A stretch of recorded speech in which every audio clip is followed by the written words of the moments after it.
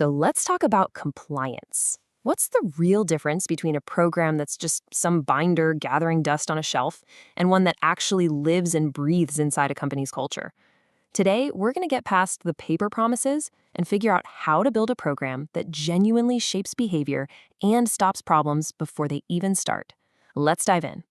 And this quote, well, it really gets to the heart of everything, doesn't it? This is our theme today. It doesn't matter how perfect your rulebook is, the unwritten rules, the company culture, that's what's always going to win. So the real trick isn't just writing policies, it's building an environment where people actually want to do the right thing. All right, here's our game plan. First, we'll look at why you have to go beyond a paper-only program. Then, we'll lay a solid foundation with something called risk mapping. After that, we'll get into why culture is king, dig into the human psychology behind misconduct, and finally, wrap up with how to make compliance truly connect with everyone. Okay, so kicking things off with Section 1. Probably the biggest mistake I see companies make is treating compliance like it's some one-size-fits-all document you can just download off the internet. The thing is, an effective program can't be generic. It has to be custom-built, totally tailored to a company's unique reality, its operations, its people, everything. And this right here is the whole idea. Before you even think about writing a single rule, you have to do the homework. You have to do a deep dive.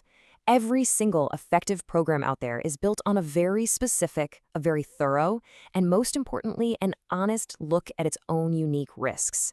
If you skip this step, you're basically just flying blind. So that brings us to Section 2. Let's talk about building that solid foundation. We call it risk mapping. Think of it like the architectural blueprint for your entire program.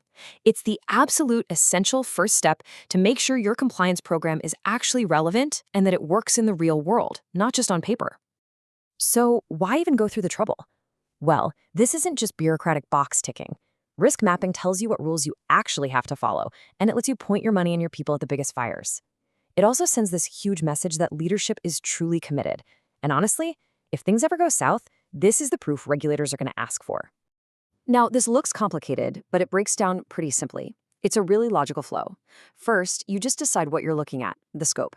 Then, you basically brainstorm every single thing that could possibly go wrong. After that, you score each risk. How likely is it, and how bad would it be? Then, you look at what you're already doing to stop it, your controls. You figure out what risk is left over, and then, and this part is so crucial, you assign a real person to own each one of those risks. All right, so we've got our risk map, but a map doesn't do you any good if the driver doesn't care where they're going, right? That's what we're talking about in Section 3. We're shifting from process to people because at the end of the day, a company's culture will always, and I mean always, be more powerful than its rulebook. And this leads us to this really critical idea, tone at the top. This isn't about some all-staff email that says, hey, be ethical. No, it's about what leaders do every day. Do their actions actually line up with their words? That consistency, or the lack of it, is what employees are really watching. It's the loudest message in the entire company. And this is where the rubber really meets the road. Your incentive system is the loudest, clearest expression of your company's culture. You can have a manual that says you value integrity all day long, but if you're rewarding people for hitting insane targets by any means necessary, then you're actually rewarding cheating. Just look at the Wells Fargo scandal. The pressure to open accounts was so intense that it created millions of fake ones. The bonus plan became the real code of conduct. And this quote just nails it. It's from Josephine Nelson. If you want to know if a company is for real about ethics, forget the mission statement on the wall. Just look at two things. What are the leaders doing, and what are people getting paid to do? That'll tell you everything you need to know. Okay, now let's get even deeper with Section 4. So we know culture is shaped by leaders and by incentives, but we still have to understand the psychology behind why a good person might end up doing a bad thing. And for that, we've got a fantastic tool called the fraud triangle. The fraud triangle. It's a really simple but incredibly powerful model. It says that for fraud to happen, you don't just need a bad apple. Instead, you usually need 3 specific things to be happening all at the same time. So let's break them down. The first side of the triangle is pressure. This is the why. Now, it could be something personal, right? Like huge medical bills or being deep in debt. But so often that pressure is actually created by the company. We're talking about those impossible sales goals or performance targets we just mentioned. The pressure comes from inside the house. The second side is opportunity. This is the employee thinking, I can get away with this. This happens when you have weak controls, nobody's really watching, or there's a culture of just looking the other way. And listen, this is the most important part. Of the three sides of the triangle, this is the one a company has the absolute most control over. And the final piece of the puzzle is rationalization. This is the story people tell themselves to make it okay.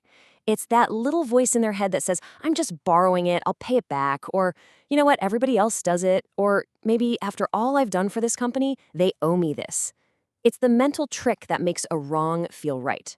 So when you put it all together, the solution becomes pretty clear. Look, you can't always control the personal pressures in someone's life, but you can and you must build strong internal controls to slam the door shut on opportunity. And you can build a culture, starting with that tone at the top, that's so strong, it makes it nearly impossible for anyone to rationalize bad behavior. Now, making all this happen takes a special kind of person, the modern compliance officer. And this person is not the no police. They're a strategic partner who really gets the business. They have to be a fantastic communicator who can lead and persuade, not just enforce rules. They've got to be credible. People have to trust their judgment. And this is non-negotiable. They need a direct, unfiltered line to the very top leadership. And I think this quote from Dalma Parisi just sums up that evolution perfectly. You know, the goal isn't to be the person everyone's afraid of and tries to avoid. The goal is to be the trusted advisor that people pull into the room when the big decisions are being made. When that happens, you know your compliance program is really working. Okay, for a final section, let's talk about how we make all of this actually stick. How do you communicate these ideas so that a modern, diverse workforce actually listens? How do you stop lecturing and start connecting? Look, the old way is dead. It just doesn't work, especially with younger generations. Nobody wants to sit through an hour-long PowerPoint filled with dense legal jargon. It's a total tune-out. The new way has to be dynamic.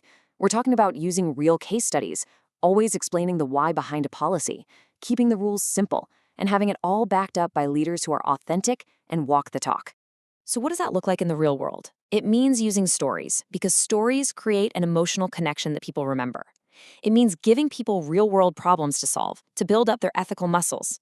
It means your policies should be so simple you can read them in less than 3 minutes. And it means closing the loop.